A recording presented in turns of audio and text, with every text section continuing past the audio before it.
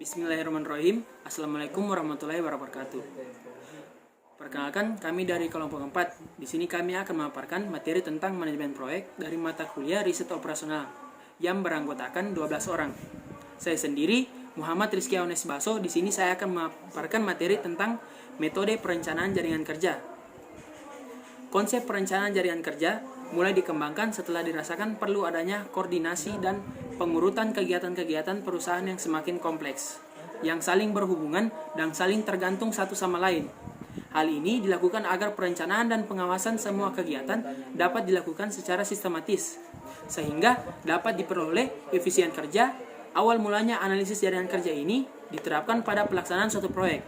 Seperti yang kita ketahui, proyek adalah suatu kegiatan yang jelas awal dimulainya proyek dan jelas kapan berakhirnya proyek.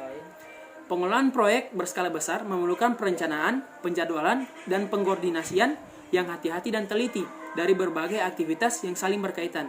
Adapun program Evaluation and Review Technique atau PERT dan Critical Path Method atau CPM atau analisis jalur kritis adalah dua teknik analisis kuantitatif paling populer digunakan manajemen dalam membuat rencana, jadwal, memonitor dan mengendalikan proyek besar dan kompleks. Adapun kerangka dasar PRT dan CPM, yaitu yang pertama adalah definisikan proyek dan semua aktivitas atau tugas-tugas yang signifikan. Yang kedua, mengembangkan hubungan antara aktivitas, putuskan aktivitas yang harus mendahului aktivitas lainnya. Yang ketiga, jaringan kerjasama menghubungkan semua aktivitas. Yang keempat, estimasi waktu dan biaya atau rencana anggaran untuk masing-masing aktivitas. Yang kelima, hitung waktu jalur terpanjang dari jaringan kerja atau jalur kritis. Pergunakan jaringan kerja untuk membantu perencanaan, jadwal, memonitoring, dan pengendalian proyek. Sekian dan terima kasih. Materi selanjutnya akan dibawakan oleh teman saya yang bernama Putri Sofia.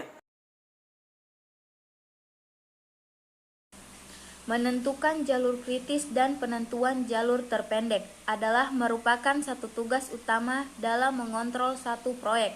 Setelah jalur kritis dan jalur terpendek diketahui, maka dapat diketahui jumlah waktu yang dapat digunakan untuk memperpendek waktu proyek dengan konsekuensi penambahan biaya atas percepatan pelaksanaan proyek. Meskipun PERT dan CMP serupa dalam pendekatan dasarnya, namun berbeda pada taksiran waktu yang diperlukan dalam melaksanakan aktivitas. Bagi setiap aktivitas PERT terbagi 3 taksiran, yaitu waktu kritis, waktu normal, dan waktu pendek, yang dikombinasikan dalam penentuan waktu penyelesaian aktivitas yang diharapkan.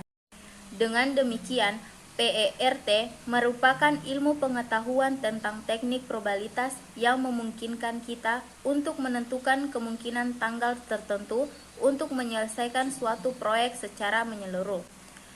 Pembahasan selanjutnya akan dilanjutkan oleh Nandang Prayogi Ranuwijaya.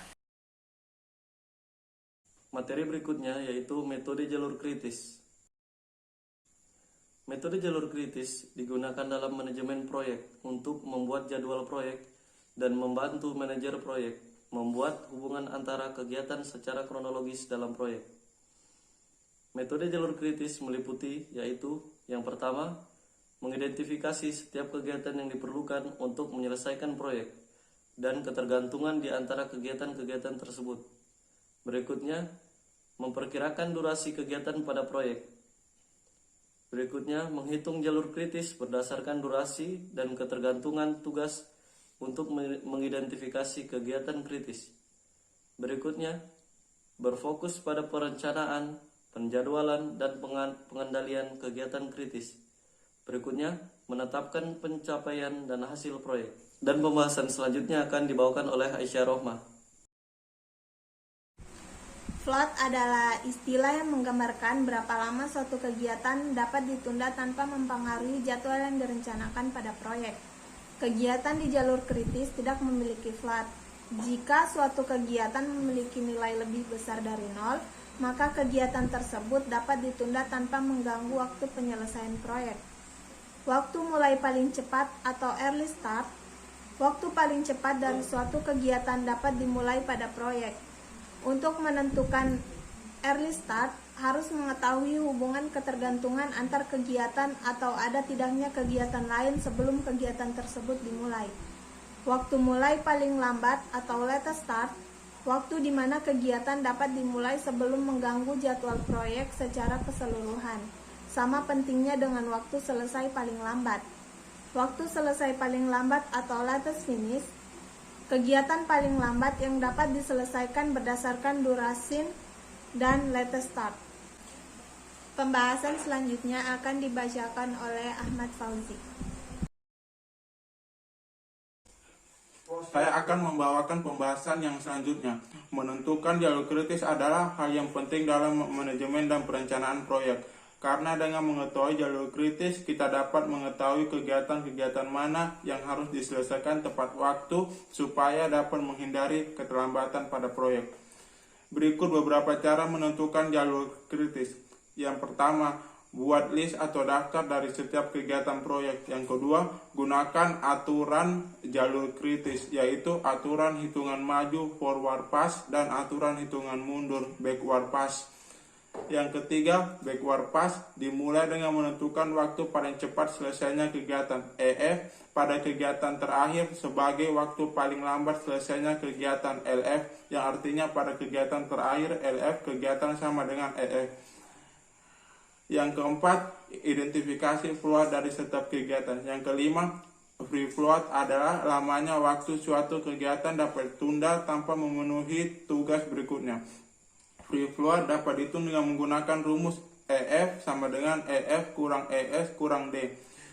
Yang keenam, free float adalah lamanya waktu suatu kegiatan dapat ditunda tanpa memengaruhi tugas berikutnya.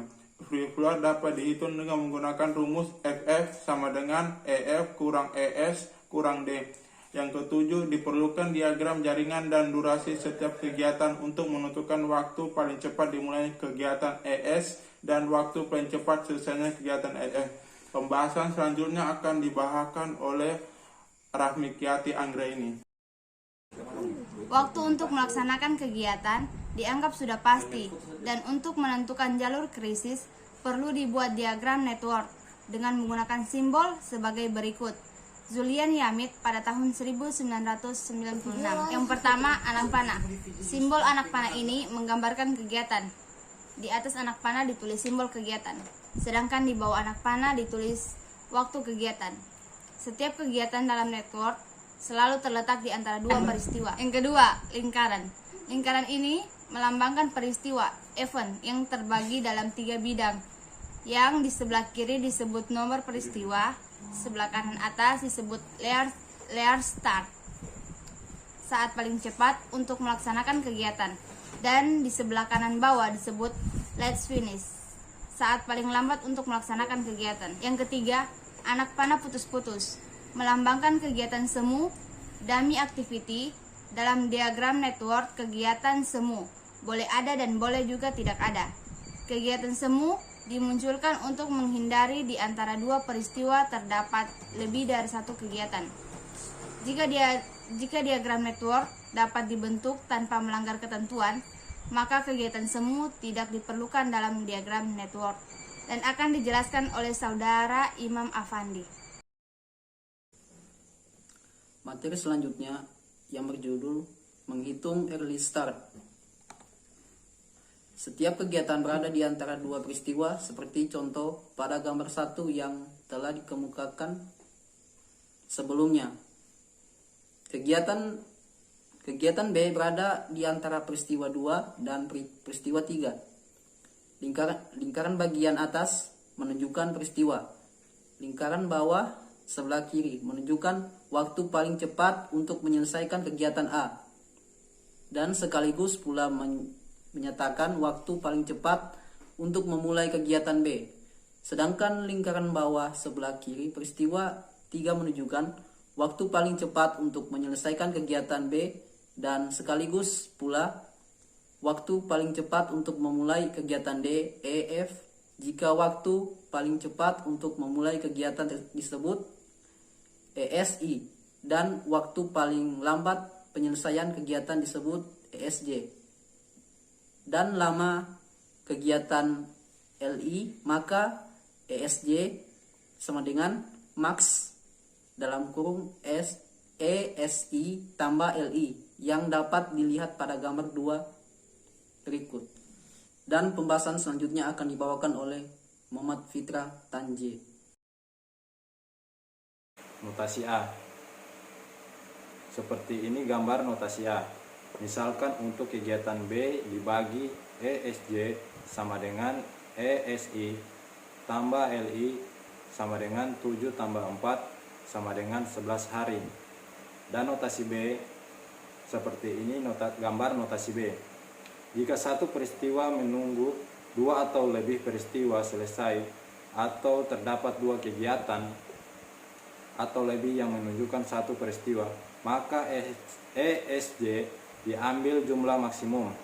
Misalkan kegiatan G dan H sama-sama menuju peristiwa 7 atau peristiwa 7 menunggu peristiwa 5 dan 6. Maka ESJ kegiatan G sama dengan 20 tambah 2 sama dengan 22. Dan ESJ kegiatan H sama dengan 20 tambah 8 sama dengan 28. Berarti ESJ peristiwa 7 sama dengan 28 maksimum. Berdasarkan perhitungan tersebut, maka hasil perhitungan ESI dan ESJ untuk semua kegiatan dalam network dikemukakan pada tabel 2 sebagai berikut. Seperti ini gambar tabel 2, ESI, ESJ, dan LI. Dan materi selanjutnya akan dibawakan Nur Aida. Materi selanjutnya yaitu menghitung letters finish. Letter finish LF terletak pada bagian kanan bawah lingkaran seperti contoh peristiwa 2, menunjukkan waktu paling lambat untuk merampungkan pekerjaan untuk memulai kegiatan B. Sedangkan bagian kanan bawah lingkaran peristiwa 3 menunjukkan waktu paling lambat untuk menyelesaikan kegiatan B dan sekaligus merupakan waktu paling lambat untuk memulai kegiatan D, E, dan F. Jika waktu untuk memulai kegiatan disebut LFI dan waktu paling lambat untuk menyelesaikan kegiatan disebut LFJ dan lambat kegiatan LI. Maka LFI sama dengan min LFJ kurang LI yang dapat dilihat pada gambar berikut. Notasi LI misalkan untuk kegiatan E bahagi LFI sama dengan LFJ kurang LI sama dengan 20 kurang 9 sama dengan 11 hari. Dan Anda bisa melihat gambar di bawah. Apabila ada 2 kegiatan atau lebih yang keluar dari satu peristiwa, EFI diambil jumlah maksimum. Misalkan kegiatan D, E, dan F sama-sama keluar dari peristiwa 3, maka EFI kegiatan D sama dengan 26 kurang 1 sama dengan 25. EFI kegiatan E sama dengan 20 kurang 9 sama dengan 11. Dan EFI kegiatan F sama dengan 20 kurang 6 sama dengan 14.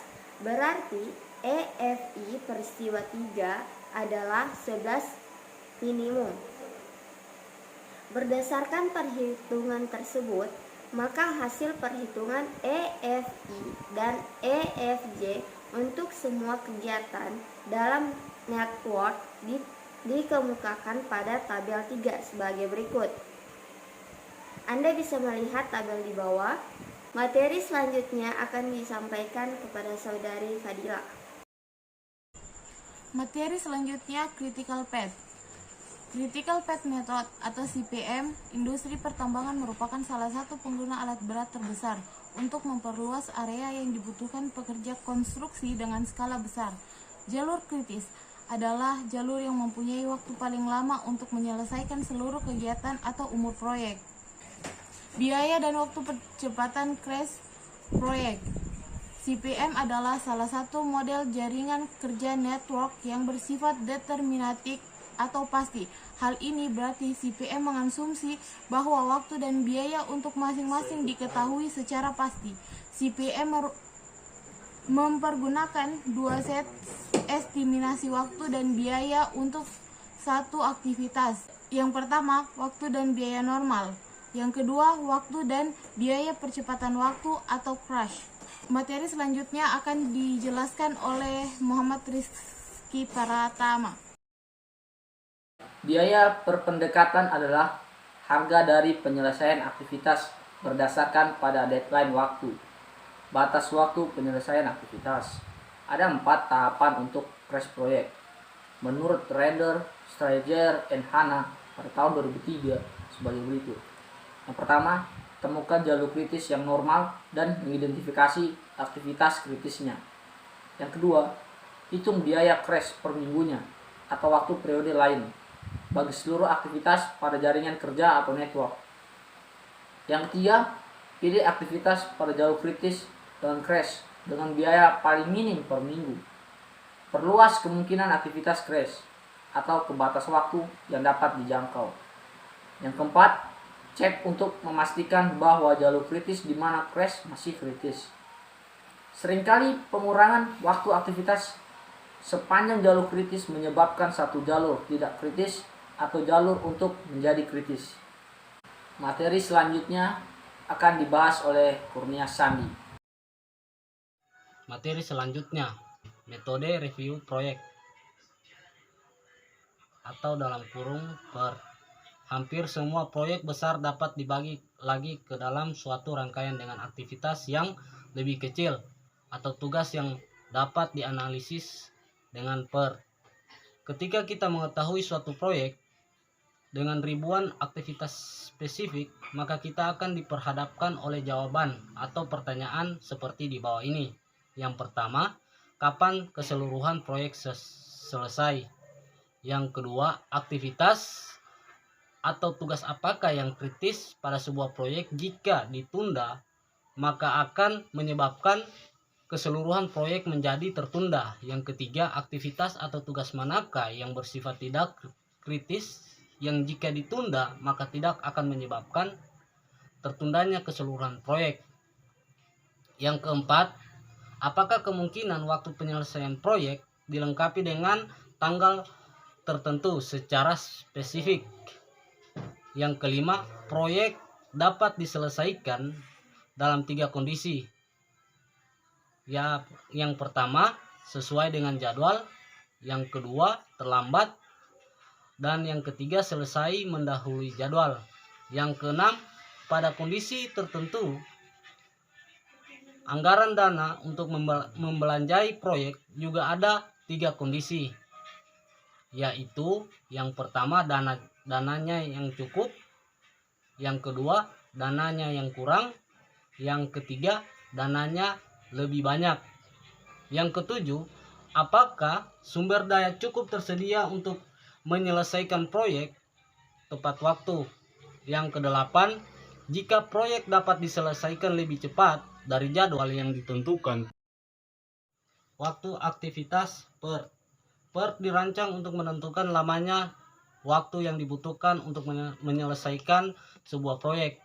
Tidak dapat diperkirakan dengan pasti sehingga setiap aktivitas dihitung berdasarkan 3 perkiraan waktu, yaitu yang pertama, waktu yang optimistis.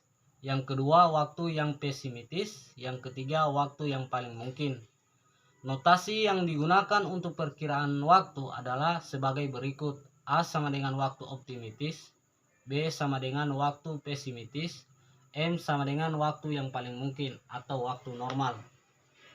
Jadi itulah presentasi saya kali ini, dan saya mewakili dari semua teman-teman kelompok 4. Semoga apa yang kami paparkan dalam materi ini bisa bermanfaat dan berguna. Sekian dari saya. Wabillahi taufiq wa hidayah. Assalamualaikum warahmatullahi wabarakatuh.